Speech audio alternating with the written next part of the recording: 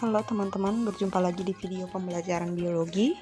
Kali ini kita akan melanjut materi kita tentang pola-pola hereditas. Tapi sebelum nonton video ini jangan lupa untuk like dan subscribe ya. Terima kasih. Selamat belajar. Semoga video ini bermanfaat untuk kamu. Oke, sebelumnya kamu harus tahu apa itu hereditas. Hereditas merupakan penurunan atau pewarisan sifat dari induk kepada keturunannya melalui gen. Nah, sedangkan pola-pola hereditas merupakan mekanisme dari pewarisan sifat mengikuti aturan tertentu. Jadi, dalam pola-pola hereditas ini kita nanti akan membahas materinya itu mengikuti aturan tertentu. Mengapa terjadi pola-pola hereditas? Nah, teman-teman harus tahu, pola-pola hereditas terjadi karena yang pertama, gen itu merupakan karakteristik yang diturunkan. Yang kedua, saat terjadi meiosis, kedua kromosom yang berasal dari kedua induknya itu akan memisah secara bebas, kemudian mengelompok secara bebas dengan kromosom lain. Alasan yang ketiga, jumlah kromosom dalam ovum dan spermatozoa adalah haploid. Alasan yang keempat, individu hasil pembuahan antara ovum dan spermatozoa itu bersifat diploid atau mengandung dua perangkat kromosom. Sebelum kita lanjut, teman-teman juga harus pahami dulu yang pertama istilah-istilah dalam pola hereditas ini. Karena jika teman-teman belum paham istilah-istilah dalam pola hereditas ini, nanti akan susah memahami untuk materi-materi selanjutnya. Ya, jadi silakan fokus. Yang pertama yang perlu kamu ketahui adalah parental. Parental itu merupakan induk yang disilangkan. P1 ataupun parental pertama merupakan induk penyilangan pertama, sedangkan P2 atau parental kedua merupakan induk penyilangan kedua. Setelah kamu memahami apa itu parental, kamu harus paham apa itu gamet. Gamet ini merupakan sel kelamin jantan dan sel kelamin betina. Yang ketiga, kamu juga perlu tahu apa itu filial atau biasa disingkat dengan F. Filial merupakan hasil keturunan atau anak, di mana nanti kalau ditemukan ada F1 berarti dia keturunan pertama, sedangkan jika ditemukan F2 berarti dia keturunan kedua. Yang keempat, gen. Gen itu merupakan faktor pembawa sifat. Gen dominan itu sifatnya kuat dan ditulis nanti dengan huruf besar, sedangkan gen resesif itu lemah ditulis dengan huruf kecil. Sifat gen dominan itu akan menutupi gen resesif jika kedua gen secara bersama-sama. Nah, contohnya M besar merupakan rasa manis, M kecil merupakan rasa asam. Jadi jika ada gen M besar, M kecil, maka nanti rasanya akan manis. Kenapa? Karena sifat gen dominan itu menutupi gen resesif jika kedua gen secara bersama-sama. Yang kelima yang perlu kamu pahami adalah apa itu alel. Alel ini adalah pasangan gen yang terdapat pada kromosom sehomolog dari kedua induknya. Nah, cara penulisan gen satu alel menggunakan huruf sejenis berupa huruf besar maupun huruf kecil. Selanjutnya ada genotip. Genotip itu merupakan tipe gen. Genotip merupakan keadaan genetik dari suatu individu atau populasi. Bisa juga disebut sebagai faktor pembawa sifat keturunan. Ada genotip homozigot, ada genotip heterozigot, dan ada genotip resesif. Selanjutnya ada fenotip. Fenotip ini adalah sifat yang muncul ataupun sifat yang tampak yang dapat diamati dari suatu organisme. Contohnya nih, warna bunga ungu, warna bunga merah, dan lain-lain. Nah, sedangkan ada karakter. Karakter ini adalah istilah yang digunakan oleh para ahli genetika untuk menjelaskan sifat yang diturunkan, seperti warna bunga, panjang tanaman, atau bentuk biji. Itulah dia istilah-istilah dalam pola hereditas yang perlu kamu pahami sebelum kamu lanjut ke slide selanjutnya. Nah, sekarang kita akan bahas hukum pewarisan sifat. Hukum pewarisan sifat pertama kali dicetuskan oleh Gregor Johann Mendel. Gregor Johann Mendel merupakan bapak genetika. Eksperimennya itu menggunakan Visum sativum ataupun kacang kapri. Nah, dalam eksperimennya Mendel melakukan penyerbukan terhadap kepala putik kacang ercis berbunga ungu dengan serbuk sari yang berasal dari kacang ercis berbunga putih. Nah, persilangan yang dilakukan itu menghasilkan bunga berwarna ungu. Selanjutnya, hasil penyilangan pertama itu disilangkan sesamanya, maka akan menghasilkan keturunan bunga berwarna ungu juga. Nah, hukum pewarisan sifat ini ada dua, hukum Mendel pertama dan hukum Mendel kedua. Hukum Mendel pertama itu merupakan pemisahan pasangan alel secara bebas pada saat pembelahan meiosis dalam pembentukan gamet. Ini dia hukum Mendel pertama. Nah, hukum Mendel pertama ini dibuktikan dengan penyilangan monohibrid ataupun satu sifat beda. Nah, sedangkan hukum Mendel kedua itu merupakan setiap alel itu dapat berpasangan secara bebas dengan alel lain yang tidak sealel pada waktu pembentukan gamet. Jadi, hukum Mendel kedua ini dibuktikan dengan penyilangan dihibrid ataupun dua sifat beda. Nah, kita akan bahas lebih jelas lagi bagaimana penerapan ataupun pengaplikasian dari hukum Mendel pertama dan hukum Mendel kedua. Nah, yang pertama persilangan monohibrid. Perhatikan contoh. Bunga merah disilangkan dengan putih. Keturunan F1-nya itu merah muda. Nah, kemudian persilangan F1 itu sesamanya, maka dapat dihasilkan hasil persilangannya F2 itu bunga berwarna merah, merah muda, dan putih. Jadi perbandingan fenotipnya itu adalah 1:2:1. Nah, sedangkan persilangan dihibrid itu kan tadi dua sifat beda. Nah, misalnya nih, biji bulat kuning disilangkan dengan biji kisut hijau. Nah, gametnya di sini sudah ada ya. Gametnya itu kalau biji bulat kuning B besar B besar, K besar K besar. Kalau kisut hijau B kecil B kecil, K kecil K kecil. Nah, jadi gametnya itu kalau biji bulat kuning B besar K besar dan biji kisut hijau B kecil K kecil. Nah, jadi dapat dihasilkan F1 ataupun persilangan keturunan pertama itu adalah B besar B kecil K besar K kecil. Fenotipnya bulat kuning 100%. Kemudian bulat kuning itu disilangkan sesamanya, F1 disilangkan sesamanya, maka menghasilkan keturunan F2 diperoleh macam fenotipnya itu bulat kuning, bulat hijau, kisut kuning, dan kisut hijau ya. Jadi ini yang diperoleh. Jadi rasio fenotip F2 yang dihasilkan dari persilangan bulat kuning dengan kisut hijau adalah 9:3:3:1. Nah, sedangkan rasio genotipnya ini bisa lihat bersama-sama, yaitu rasio genotip 1:2:1:4:1:2:1. Nah, itulah dia perbedaan persilangan monohibrid atau persilangan dihibrid.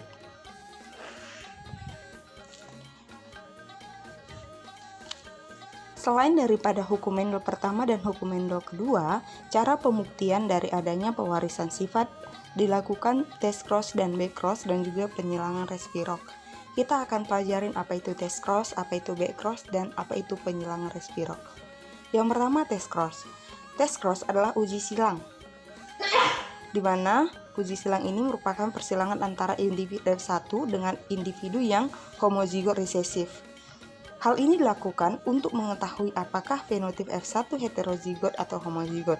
Nah, jika dengan uji silang diperoleh keturunan yang fenotipnya menyebar atau 50% banding 50% atau 1:1, berarti individu yang diuji itu genotipnya heterozigot. Akan tetapi, jika keturunannya yang dihasilkan dari uji silang 100% memiliki fenotip yang sama, berarti individu yang diuji genotipnya homozigot. Nah, perhatikan contoh persilangan berikut ya.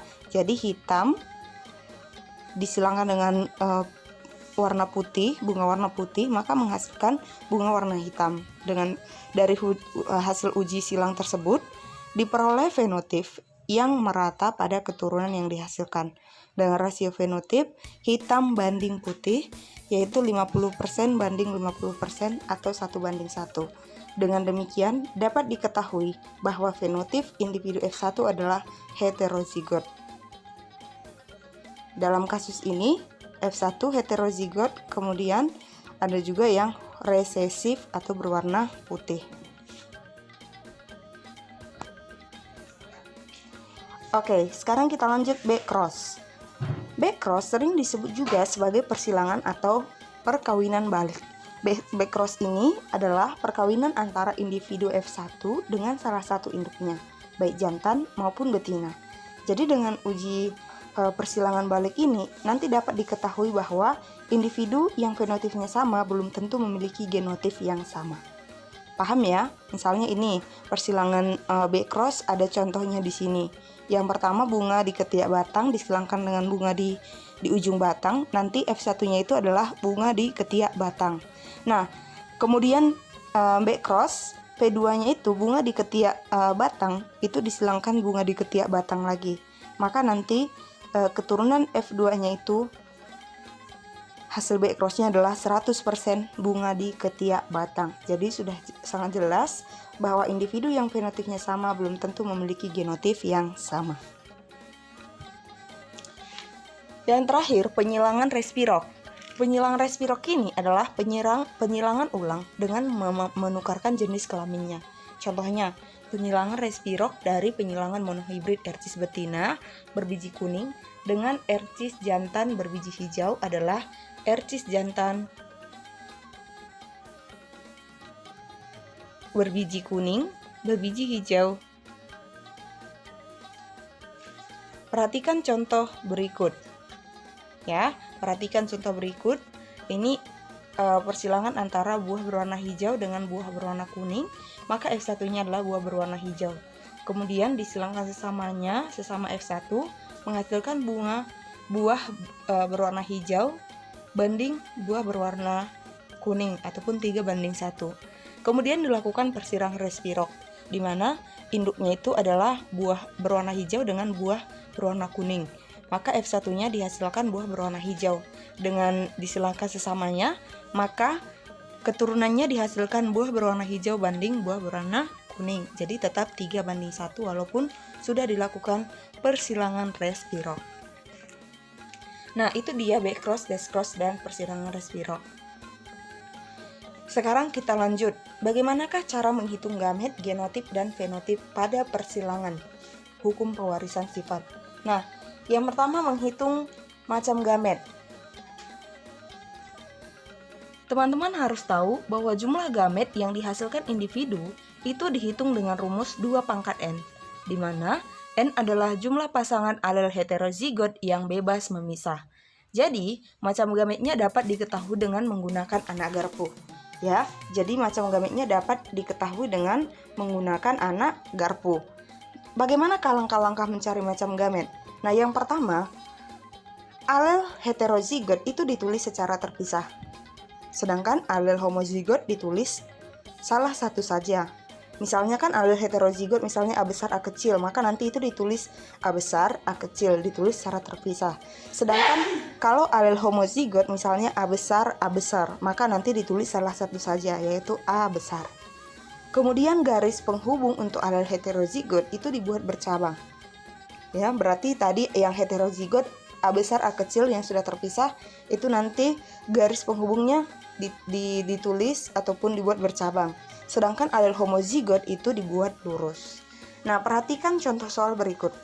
Jika terdapat dua individu memiliki dua pasang alel yang heterozigot dengan bergenotip P besar P kecil, Q besar Q kecil, R besar R besar, maka tentukanlah berapa jumlah gamet dan macam gametnya. Untuk menghitung jumlah gamet, ya tadi digunakan rumus 2 × n. Di sini kan jumlah gamet yang diketahui itu yang heterozigot, ya. Berarti yang heterozigot di sini adalah 2. Di mana n itu kan tadi jumlah pasangan alel heterozigot. Maka jumlah gamet yang diperoleh dari P besar P kecil, Q besar Q kecil, dan R besar adalah 4 macam gamet. Nah, sedangkan untuk mencari macam gametnya, kita menggunakan anak garpu, ya. P besar P kecil itu tadi ditulis secara terpisah. Kemudian Q besar Q kecil, Q besar Q kecil. Nah, jadi macam gametnya nanti diperoleh adalah P besar Q besar R besar, P besar Q kecil R besar, P kecil Q besar R besar, P kecil, Q kecil, dan R besar. Nah, jadi ini ya, betul. Jadi dibuktikan jumlah gamet dan macam gamet itu sama, ya. Tapi untuk mencari rumusnya, jika misalnya ditanya adalah jumlah gamet, maka langsung saja menggunakan rumus 2 pangkat N. Paham sampai di sini ya? Sekarang kita lanjut bagaimana menghitung fenotip dan genotip hasil keturunan, ya. Nah, kalau tadi menghitung macam gamet dan jumlah gamet itu juga menggunakan Nagarpu. Nah, tetapi kalau menghitung fenotip dan genotip hasil keturunan, ya, kita tetap menggunakan diagram Nagarpu, tetapi tidak perlu mencari macam gamet. Nah, kita langsung memasangkan tiap alel pada kedua induk yang sealel. Kemudian kita menghitung jumlahnya, kemudian menggabungkan dengan pasangan alel lain yang bukan sealel dan mengalikan koefisiennya.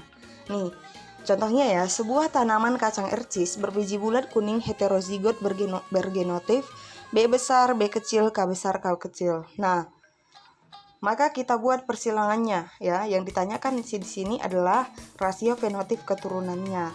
Ya, perhatikan contoh ini. Ya, ini sudah jelas saya buat ya. Kemudian di sini juga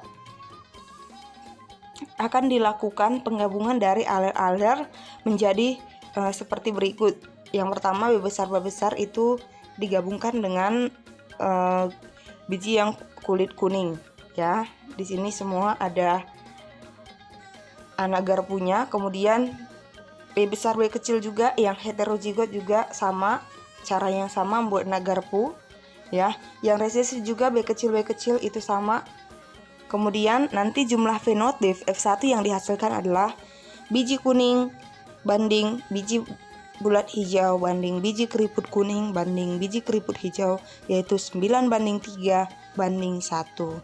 Ya, jadi dari hasil rasio fenotip F1 didapatkanlah dia hasilnya bulat kuning banding bulat hijau banding keriput keriput hijau banding keriput kuning, 9:3 banding 3 banding 1.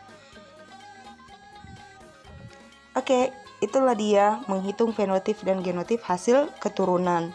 Nah, bagaimana hubungan antara sifat beda dengan jumlah kemungkinan fenotip genotip pada F2? Nah, kita bisa menghitung dengan menggunakan rumus. Jika misalnya sifat bedanya 1, maka untuk menghitung jumlah macam gametnya itu kan 2 pangkat N, berarti 2 pangkat 1 sama dengan 2. Jika misalnya menghitung jumlah macam fenotip pada F2, itu menggunakan rumus 3 pangkat N. 3 pangkat 1 sama dengan 3. Nah, sedangkan kemungkinan macam gamet fenotip itu nanti adalah 11. Sedangkan jumlah macam fenotip F2 itu dihitung dengan 2 pangkat N. Maka, jika sifat bedanya 1, maka jumlah macam fenotip F2-nya 2. Ya, kemudian perbandingan fenotipnya adalah 3:1. Begitu juga dengan dua sifat beda. Ya, tadi kita juga sudah bahas persilangan di hibrid. Jika dua sifat beda, maka perbandingannya adalah 9:3:3:1. Nah, sedangkan di sini juga kita akan ketahui bagaimana hubungan antara banyaknya sifat beda dengan perbandingan fenotip F2 dan macam fenotip dengan metode segitiga Pascal. Jadi sebenarnya sama aja ya, hanya saja ada yang menggunakan segitiga Pascal, ada yang dihitung dengan menggunakan rumus. Oke, itu dia hubungan jumlah antar sifat beda dengan jumlah kemungkinan fenotip genotip pada F2. Nah, tadi kita sudah bahas ya bagaimana pewarisan hukum Mendel. Sekarang kita akan bahas penyimpangan semu hukum Mendel.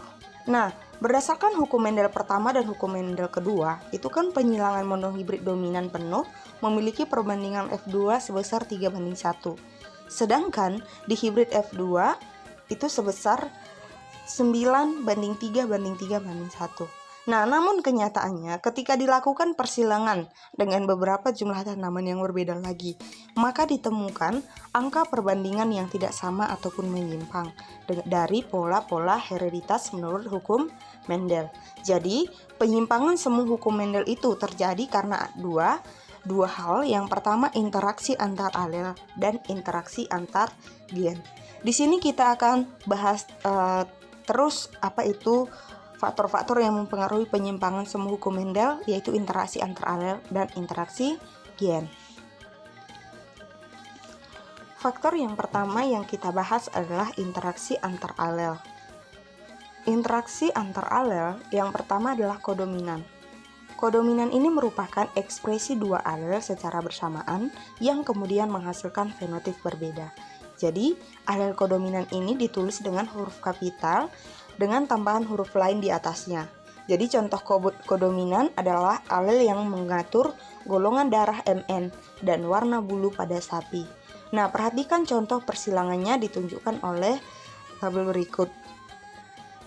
Ini adalah persilangan kodominan alel yang mengatur golongan darah Mn. Kemudian, sedangkan pada bulu sapi jantan rambut merah disilangkan dengan sapi jantan, sapi betina rambut putih. Maka F1-nya berambut roan. Bagaimana perbandingan fenotip F2-nya? Nah, di sini sudah jelas ya diketahui. Warna merah itu C pangkat R. Sedangkan warna putih itu C besar pangkat W besar. Nah, oke. Jadi persilangannya tetap sama ya, parentalnya. Kemudian kita cari gametnya. Kemudian kita cari F1-nya. Nah, F1-nya itu kan dapat tadi diketahui 100% warna rambut roan. C besar pangkat R besar. C besar pangkat W besar. Nah, kemudian kalau disilangkan sesamanya, maka ini juga sudah diketahui gametnya. Nah, keturunan F2 yang dihasilkan adalah 25% rambut merah, yaitu C besar pangkat R besar, C besar pangkat R besar. 50% rambut roan, yaitu C besar pangkat R besar, C besar pangkat W besar. Sedangkan 25% rambut putih, yaitu C besar pangkat W besar, C besar pangkat W besar. Jadi perbandingan fenotipnya 1:2 banding 1. Sedangkan perbandingan genotipnya juga sama ya, 25% banding 50% banding 25%. Yang kedua adalah dominansi tidak sempurna. Dominansi tidak sempurna ini merupakan alel dominan yang tidak bisa menutupi ekspresi alel resesif secara sempurna. Hal ini akan mengakibatkan munculnya fenotip campuran. Contoh persilangan pada dominansi tidak sempurna ini adalah bunga mirabilis jalava merah dan bunga mirabilis jalava putih. Ini adalah contoh persilangannya ya. Sebenarnya kalau untuk mencari bagaimana persilangannya, kita tetap pada konsep yang di awal tadi ya, yang sudah kita pelajari, yaitu istilah-istilah pola pewarisan sifat. Jika kamu sudah paham bagaimana istilah-istilah ataupun pola-pola pewarisan sifat tadi, maka kita bisa gampang menyilangkan apapun nanti yang diberikan di soal. Ya, intinya adalah kita harus tahu apa itu parental pertama, apa itu gamet pertama, apa F1, apa itu P2, G2, F2, dan nanti perbandingan fenotip dan genotip. Yang ketiga adalah karena alel ganda. Alel ganda ini merupakan gen yang memiliki alel lebih dari 2. Jadi, alel ganda ini terjadi karena perubahan struktur DNA atau mutasi yang diwariskan. Nah, contohnya nih, alel ganda ini adalah penggolongan darah sistem ABO pada manusia, warna mata pada lalat buah, kemudian warna rambut kelinci. Nah, kalian juga bisa perhatikan sama-sama, ini adalah contoh soal persilangan dari alel ganda. Selanjutnya alel letal. Alel letal ini merupakan suatu kondisi di mana keberadaan alel homozigot dapat menyebabkan kematian. Jadi jika ketemu nanti alel homozigot, maka alel tersebut akan letal ataupun mati. Jadi alel letal dibagi menjadi 3, alel letal dominan, alel letal resesif, dan alel subletal. Jika alel letal dominan berarti individu yang letal dominan itu yang bergenotip homozigot nanti akan letal ataupun mati sebelum lahir. Sedangkan yang bergenotip heterozigot akan mengalami subletal. Nah, kemudian kalau alel letal resesif ini hanya menyebabkan kematian pada individu yang bergenotip homozigot resesif. Jadi, individu yang bergenotip heterozigot dan homozigot nanti dominan atau normal. Oke, contoh kasusnya ini adalah albino pada tanaman, kulit tebal, banyak luka sobekan pada janin, kemudian sapi bulldog dan mata bentuk binatang pada lalat buah. Sedangkan subletal merupakan adalah homozigot dominan atau homozigot resesif yang menyebabkan kematian individu pada usia anak-anak hingga dewasa. Nah, contoh kasusnya itu adalah kasus thalassemia. Nah, sekarang kita akan bahas interaksi genetik, ya, interaksi genetik.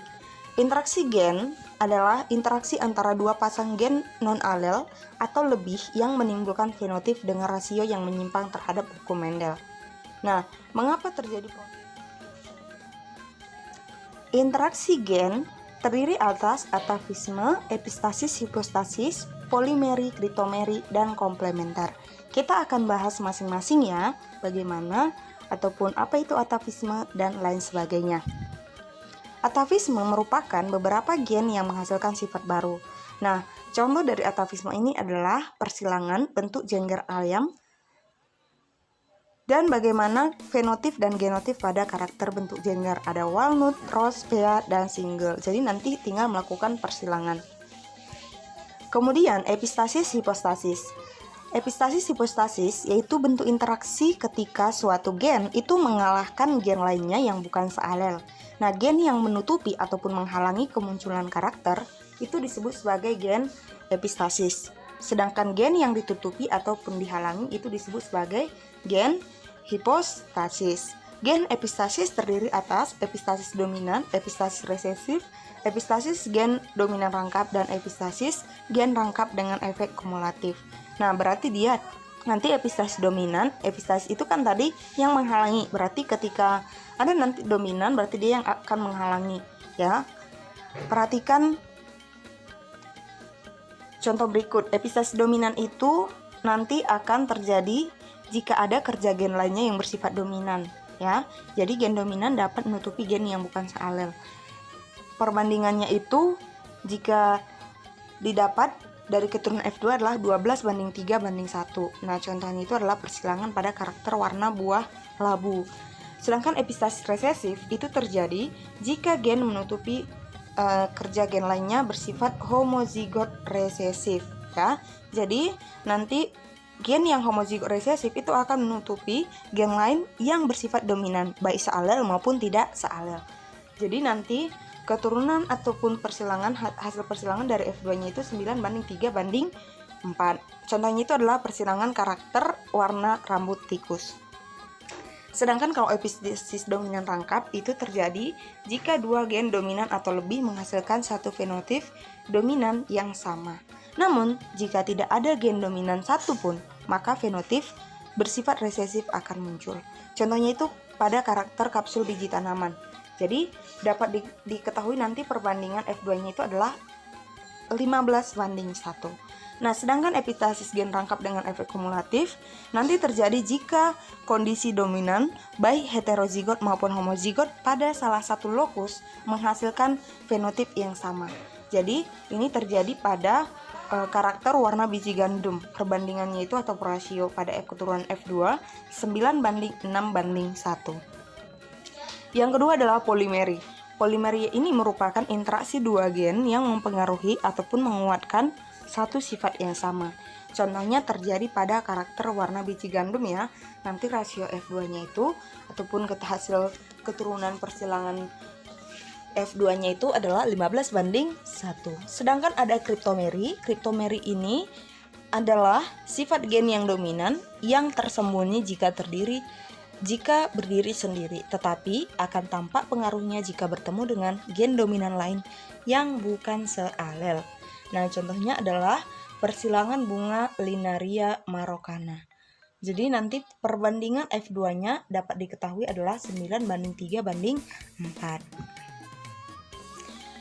Selanjutnya ada komplementer. Komplementer ini adalah interaksi antara gen dominan yang saling melengkapi dengan mengekspresikan suatu sifat. Contohnya itu adalah karakter pada bunga sweet pea. Jika bunga berwarna ungu disilangkan dengan sesamanya, maka diperoleh perbandingan ataupun keturunan F2-nya itu 9:7. Nah, sekarang kita juga akan bahas sekilas apa itu tautan. Tautan merupakan peristiwa dua gen atau lebih yang terletak pada kromosom yang sama dan tidak dapat memisah secara bebas pada waktu pembelahan meiosis. Jadi, tautan ini terjadi pada kromosom tubuh, disebut sebagai tautan autosomal, sedangkan tautan yang terjadi pada kromosom seks disebut sebagai tautan seks. Ada pindah silang. Pindah silang ini merupakan bertukarnya gen-gen yang terdapat pada suatu kromosom dengan gen yang terletak pada kromosom lain yang sehomolog maupun yang bukan sehomolog. Jadi pindah silang ini menyebabkan terjadinya rekombinan ataupun RK. Nah, nilai pindah silang itu dapat dihitung dengan menggunakan rumus jumlah rekombinan per total keturunan kali 100%. Demikian video pembelajaran tentang pola-pola hereditas yang bisa saya berikan. Semoga teman-teman bisa memahaminya dengan baik. Dan semoga video ini bermanfaat. Jangan lupa untuk share ke teman-teman yang lain juga. Terima kasih, sampai jumpa di video-video selanjutnya.